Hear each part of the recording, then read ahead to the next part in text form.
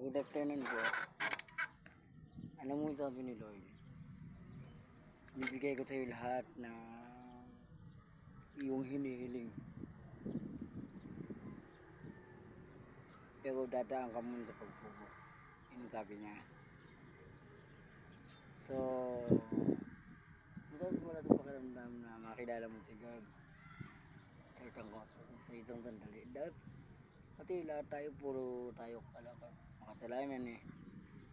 Kasi lahat naman ng bagay dito sa mundo, wala namang perfect na tao.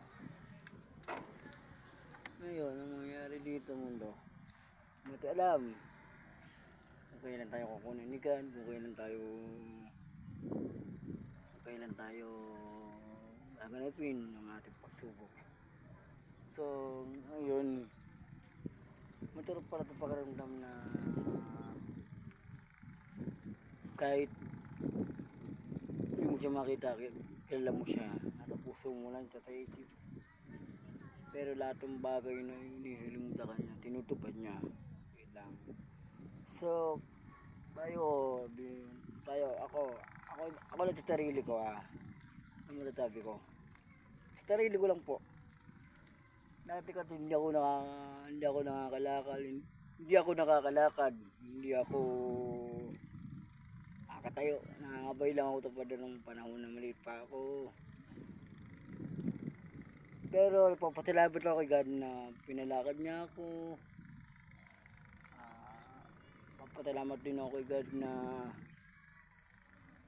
binigay niya ako na ang pagkakataon na makatayo. Yun ang buong hinihiling ko sa Diyos.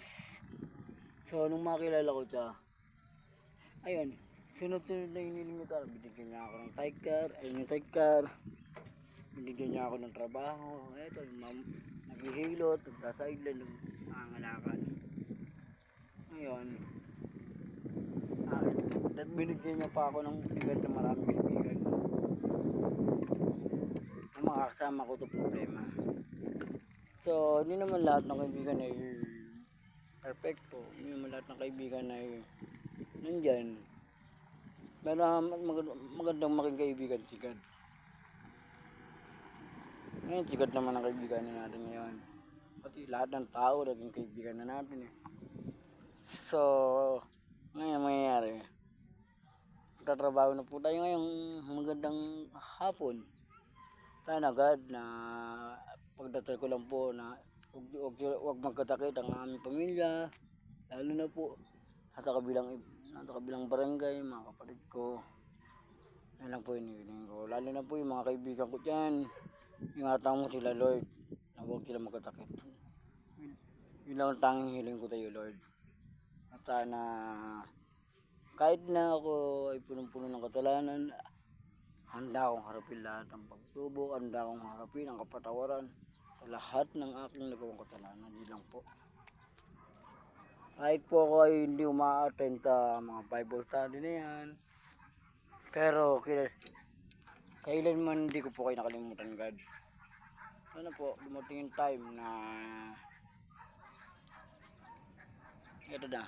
dumating yung time, huwag muna tayo gumawa ng kasalanan. Pati mas mabuti pang maging masaya, paligayahan ng sarili natin, paligayahan natin si God. Aminin natin po tayo kasalanan. Lahat ng panahon na pinagdaanan natin, puro kasalanan. Pakibasa na lang po sa Romans 3:23.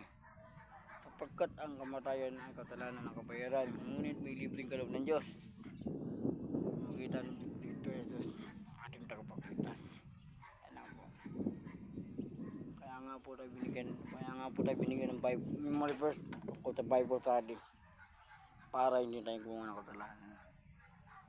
So, magpapaalam na po ako dahil po ay maghanap buhay muna tayo para tayo ay may makain sa araw-araw na binibigay ni God o hinihiling natin kay God. Ngayon, ito na po. Ayan na nga, nagsa-sideline na po ako. Pero, eto, pupunta tayo kay Kalino. Ano oras na po ba? Kailangan bago mag-alasay, nandun na tayo.